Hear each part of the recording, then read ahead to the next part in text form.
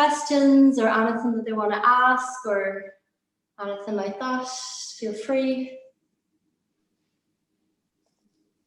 The quietest gang ever.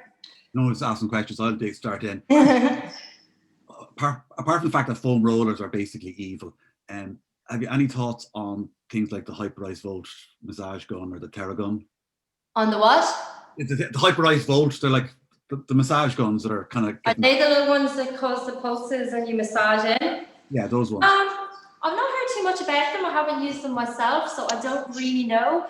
I'm not a big fan of anything that kind of pulses down on your body. With that, I'm not in control of myself, but I don't know enough about them things to actually answer that, to be honest. I haven't heard anything bad about them, but I haven't heard anyone use them either, so I'm not really sure. What about the difference between a rib roller, a rib ball, or a flat roller, or a flat ball?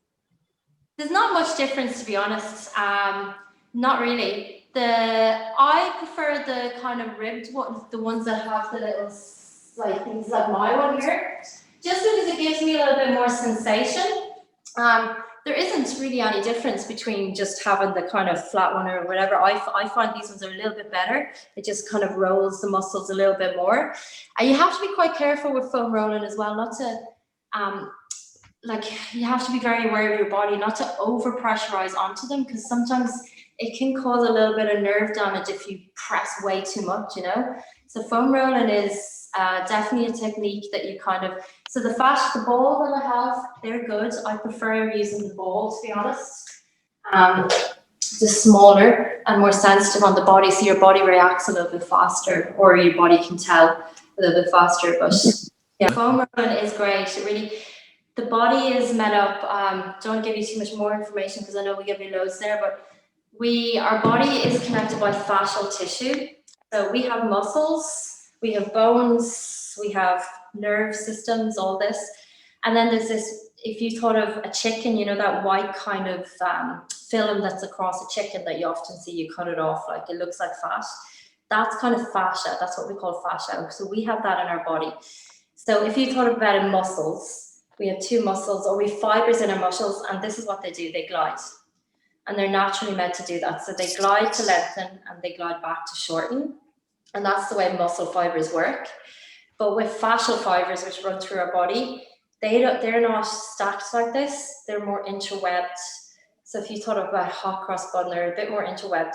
So when fascial tissue gets tight, when they get dehydrated or they tighten up, it's so much harder to open them up because they don't have the same gliding process as muscles. So that's where the foam rolling comes in, because it's more of a kind of mushes around the fascial tissue and just starts to loosen it. And then with that, they just kind of loosen out. And fascial runs through ligaments, muscles, bones. It doesn't just, it runs through everything. It kind of connects everything. It goes right through your bone, right through your muscles, right through all the tissues of the body. So that's why foam rolling is really good. It's to get your fascia released. And your fascia is the same. So the whole back chain is connected through fascia. That's why when one muscle gets tight, all of them get tight throughout the process of the back chain of the body or the front chain of the body running on the fascial lines, because it's all connected. I know we're kind of short in time. Would you go through a couple of neck stretches? There's a couple of us would be kind of concerned about. I'm not sure if you're familiar with Schirmer's neck. So, okay, well, what's your neck? That's all related to the shoulder stuff as well. So anything to do with the shoulders is going to help your neck, yeah? So there's just simple ones. Obviously, this one where you just drop your ear towards the shoulder, but try to avoid lifting the shoulder towards the ear. And then it's a really subtle drop at the chin to the chest. So you start here, and then a subtle drop at the chin to the chest will really stretch into this muscle here. And then again, the one that I did like this, overhead, that helps. So the tension that comes in your neck is generally created from lower down in the body, and it's generally created from muscles down in the back. So anything that moves your shoulders is going to create some space for those joints or for those muscles in your neck. Here's another one. So I'll just do it kneeling, but you can do standing. Just right hand, so I'll do it from behind. Right hand starts to lengthen down. You bend your left elbow and you grab the triceps or the biceps, the upper arm, okay? And then the opposite ear falls to the opposite side. So left ear falls to left shoulder. And that gets a really great stretch along the whole chain here, moves down into the shoulders. So again, it's this hand bends, finds the upper arm, you reach through those fingers, and then the opposite ear, left ear, falling out to left shoulder. So that's a really good one as well. To just open into the side of the neck. And again, your massage ball, just very gently, loosening these muscles is going to help kind of release the neck as well, and the holding. And trying to relax our jaw. So our jaw is, if we've tension in our jaw, if we're gripping in our jaw, that translates all the way through the body. So we find gripping in other parts of our body. So the one cell, the one that created our jaw and that created our pelvis were one cell years, like when we were evolving, and they split. So tension in the jaw will create tension in the hip. It's just a natural kind of connection. So again, trying to release the jaw will help release any of that tension there as well. And this kind of rolling of the ball around the muscles of the front of the chest, again, is another good one. Thanks. That ball you're using there, how much tension is in that? Is it a tennis ball or is it much firmer or softer? It's stronger. So if you thought of a schlitter without the little groves in it, that's what it feels like. Okay. It's not as strong as a hockey ball. So a hockey ball to me is like just a rock. It has a little bit of give. So it's like a lacrosse ball or a schlitter. You can buy them pretty cheap, about €10, I think, in like most sports shops and stuff. But tennis balls probably don't give as much, you don't have as much to push into a tennis ball, but they do work as well. And what about the spiked version of those balls? Yeah, same thing, just some people I prefer this. The spikes are very spiky on the spiked versions. I have that one there actually.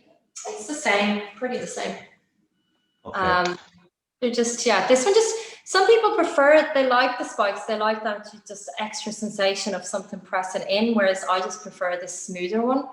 And sometimes the spiked ones, if you put a lot of pressure on them, they generally give in after a little while, whereas that one's a bit more, it lasts longer. It's a bit more longevity. If you had 4 exercises to pick out of all your exercises tonight to do after a ride, what 4 would you use? Okay, so after a ride, I'd probably do this quad one for sure, the one up here to release. So this guy, that's going to just release the quads, because you're going to come in and the quads are going to be full of lactic acid. You're going to want to get rid of that. So this one, definitely on both sides. I'd probably do this psoas muscle or the piriformis one, so this guy, where we're opening the glutes. Depends on what you feel. If you've got a lot of tension around the chest and all that flexion, I do this thoracic extension one that you were laying down here. And just even if you can't get the head down, maybe a pillow or something that can elevate, and just lie here for a while. And what that creates is, again, that space, again, the lungs can open up, the ribs start to open, and the lower back, middle back starts to soften. So your lower back is space to fall into, your middle back has support, and that's another really, really good one. And what would I do for the 4th one? I'd probably do, maybe I'd roll my feet out, I think. Roll my feet or my ankles to get movement back here, back into the ankles. Because the feet are in them shoes. The shoes are quite tight, they're quite rigid, because most of the time they'll be in your cleats.